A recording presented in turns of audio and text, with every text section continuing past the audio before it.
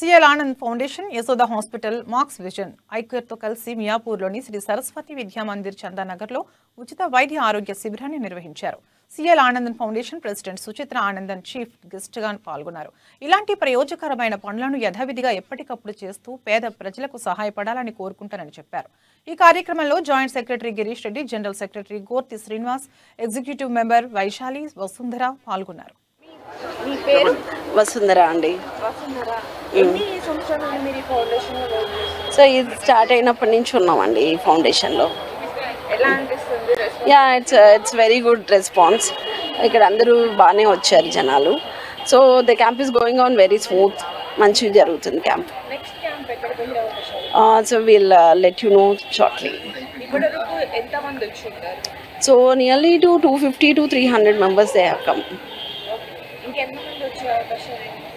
We'll see that it should see ఎందుకంటే ఈరోజు Sunday కదా, mostly by 1:30 as the camp is going to close, maybe more 50 members maybe వచ్చే అవకాశం. Everything is going on very smoothly అండి. Okay. మీ పేరు? Dasaratham, school teacher, government school teacher. అవునా? RC Puram. Just నేను 9కి వచ్చినండి. పర్లేదు, బాగానే ఉంది. కొంచెం ఫ్రీ అంటే పర్లేదు, బాగానే ఉంది.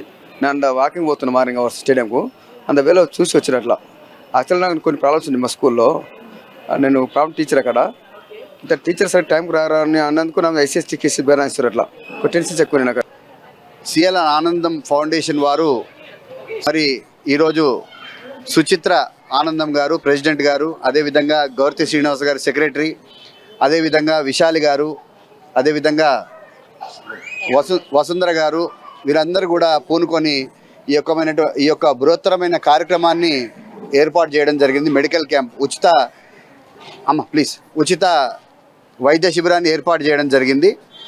సుచిత్ర ఆనందం గారు మరి ముందుగా వారికి హృదయపూర్వకంగా ధన్యవాదాలు తెలియజేసుకోవాలి. ఈ యొక్క ఉచిత వైద్య శిబిరాన్ని ఏర్పాటు చేసి మరి పేద ప్రజలకు ఈ యొక్క వైద్యాన్ని అందుబాటులోకి తీసుకురావడం.